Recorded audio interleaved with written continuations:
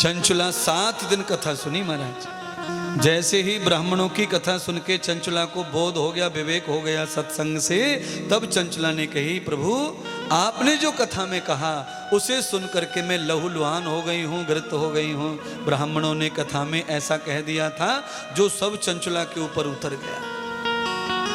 ब्राह्मण कथा में कह दिए थे कि इस तरह की कोई महिला होती है तो उसे नरक में जाकर के यम के दूत गरम गरम लोहे की सरियां योनियों में प्रवेश करा देते हैं। तो चंचुला घबरा गई, ये कर्म तो मैंने खराब किया है, तो अब तो नरक में मेरे भी अंगों में लोहे की गरम सरिया डाली जाएंगी। अब चंचुला बड़ी परेशान, डर गई, और डर गई तो भगतानी बन गई। डर ही भगत बनाता है, डर ही यजमान बनाता है, डर ही पुजारी बनाता है, डर ही दान कराता है, डर ही तीर्थ कराता है। जिनके दिल में डर नहीं पाप का, वो कभी तीर्थ भजन दान पूज नहीं करते महाराज,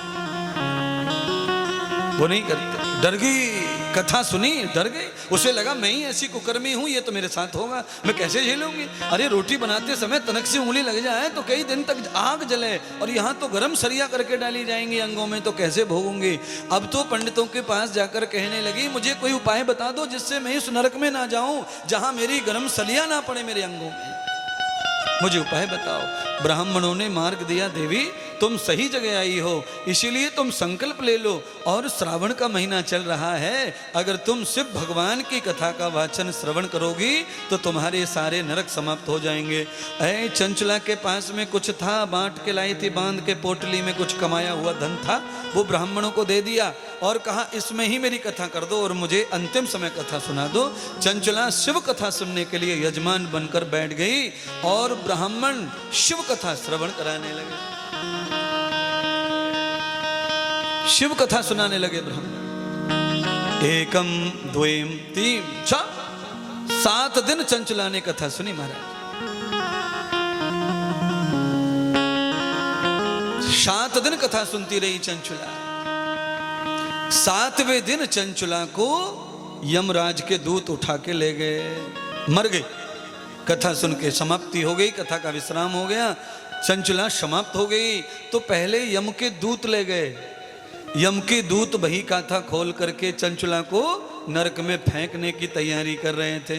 जैसे ही नरक में फेंकने का निश्चय हुआ तभी भगवान शिव ने गण भेज दिए और भगवान शिव के गण यमलोक में आए और चंचुला के पास आकर खड़े हो गए और धर्मराज से कहा, ए धर्मराज रुको, भोलेनाथ की आज्ञा हुई है, इस महिला ने जितने भी पाप किए हैं वो भोलेनाथ ने समाप्त कर दिए। ये शिव कथा सुन के मृत्यु को प्राप्त हुई है, इसलिए ये भोलेनाथ की भक्ति बन गई, ये गण बन गई, ये तो पार्वती की सखी बन गई है। भगवान धर्मराज पीछे हट गए, सारे दुष्ट पाप नरक समाप्त हो गए और शिव गणों के रथ में बैठ करके लोक शिव जी के पहुंची और शिव जी की पत्नी पार्वती की सखी बन के बगल में बैठ गई जाकर। कमाल की बात है महाराज। अंत गता सोमता अंतम गति पुण्या अहम। जिंदगी में कभी अच्छा बुरा जो हुआ ठीक है, पर आदमी मरते समय अगर कुछ अच्छा कर लेता है तो उसका 1000 गुना फल बन जाता है, ऐसा भागवत पुराण शिव पुराण कह रहा है। चलते हुए जीवन में अच्छा करो, फल अच्छा होगा।